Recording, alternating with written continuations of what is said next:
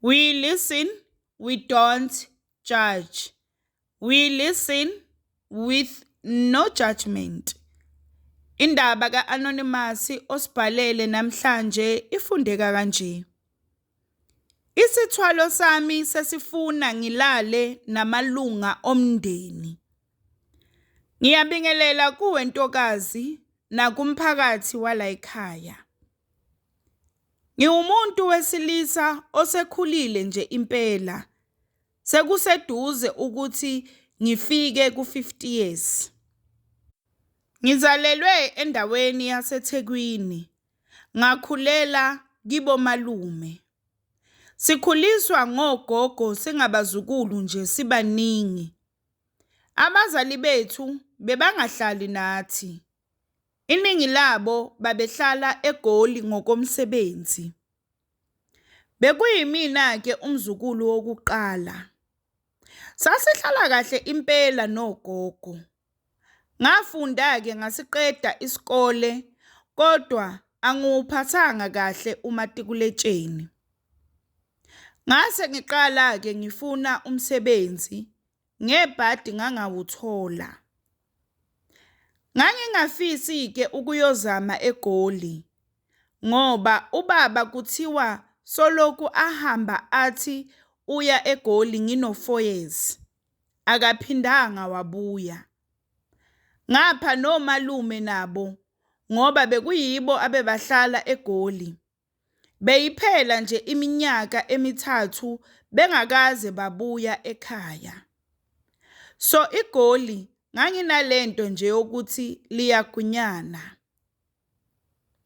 Ngase ngicela umama ke ukuthi angiphe imali ngiyokwenza icertificate ye-security. Ngenhlanhla ke wavuma. Phela umama ubesebenza emakhishini eMpumalanga. Ngalinda ke kwaphela inyanga wase eyifaka umama imali.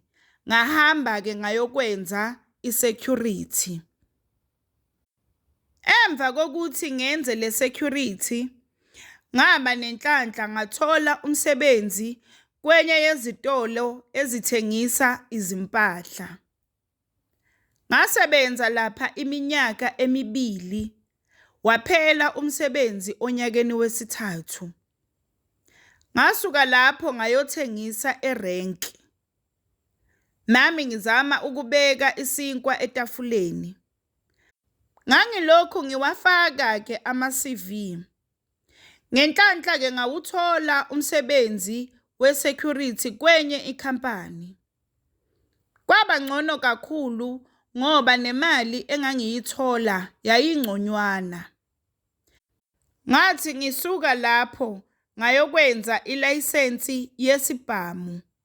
Ngoba ngangizohola kangcono emsebenzini uma ngiphatha isibhamu. Endaweni yangakithi ke kwakunobugebengu nje kakhulu. Bekungenelwa abantu ezindlini babanjwa nenkunzi. Ngase ngithatha isinqumo sokuthi ngijoyine iCPF. Phela ubugebengu base bundlangile kakhulu. Bekubulawa nje abantu kungaziwa nokuthi babulawe obani. Saqala ke lento yamapatrola ebusuku. Kuthe ngelinye ilanga ntambama ngizibuyela emsebenzini. Ngathi ngifika ekhaya ngezwe kunomsindo omkhulu wabantu ngenzansi kwasekhaya. Ngaphuma ngigijima nami ngithukile ukuthi sekukhona omunye obulewe. Ngathi mangifika la bekunesixuku khona, ngathola kushaywa abafana 2 abebaganga endaweni. Ngake ngathi ukubukela nje kancane uma ngifika. Phela nami ngase ngidiniwe ilobugebengu. Omunye wabo ke wakhona ukuphunyuka wabaleka. Lona owasala washaywa kakhulu, hayi into yokudlala. Uthe eseshayiwe ke lapho umphakathi sowuthi uyamshisa, ngazama ngabavimba. Ngamthatha ngamfaka ku-wheelbarrow ngamumikisa kubo. Bathuka kakhulu ukumbona kulesimo bekakuso, base bemuphuthumisa esibhedlela. Kwathi nje emva kwamalanga amabili washona. Kwabese kuvulwa ke icala lokubulala. Emndenini wakhe lo mfana baveza ukuthi ulethwe yimi. Ngase ngiboshwa kanjalo ke.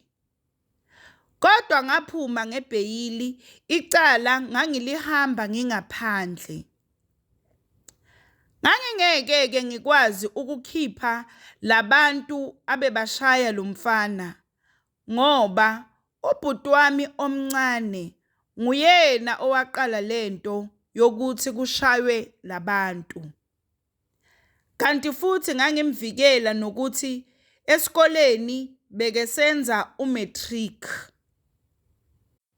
Ngalihamba ke icala laze langigweba ngo-2012.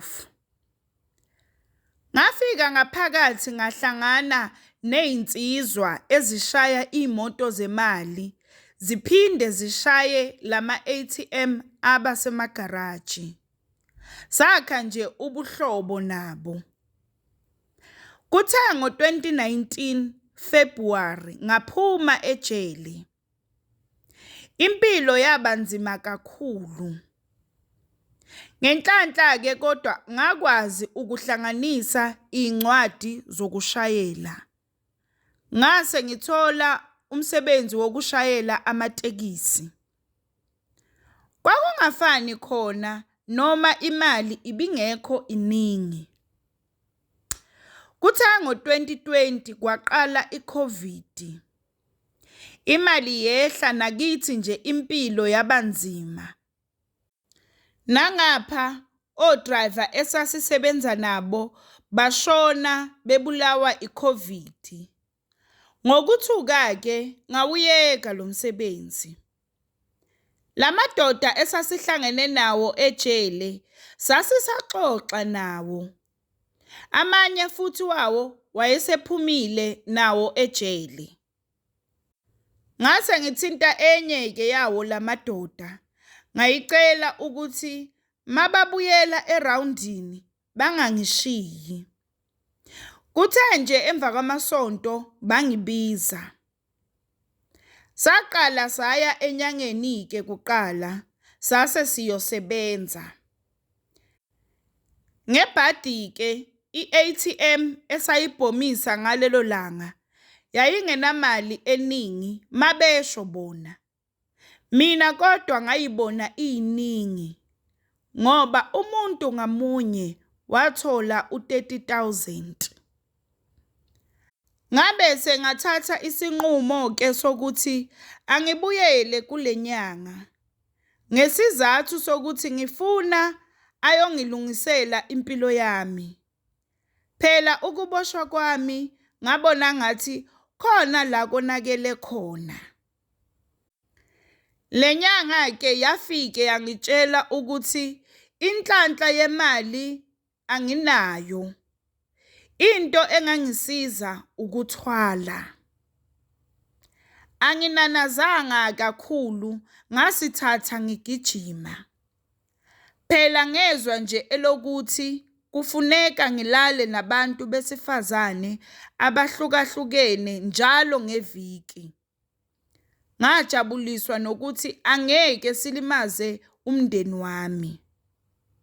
Phela ngangazi ukuthi induku yami iyasebenza kahle kakhulu. Akuphelanga ke isikhathi esingakanani saqala sasebenza isithwalo. Ngaqala ngavula amakhampani nami angazi ngaziphi izindlela. Phela izinto zazizenzakalela nje.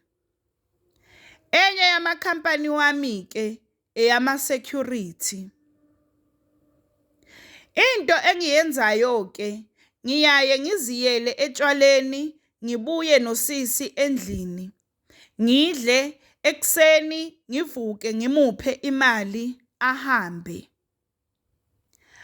Makusaqala-ke lento bekuyinto nje yakanye ngeviki. Ekuhambeni kwesikhathi imali yangasangeni kahle. Ngase ngibuyela kuye lo baba. Wathi sekumele kube yinto ya everyday. Ngaqala manje ngahambela lezi ndawo zalabo sisi abathengisa ngomzimba. Inkinga yami-ke manje iyangikhathaza lento.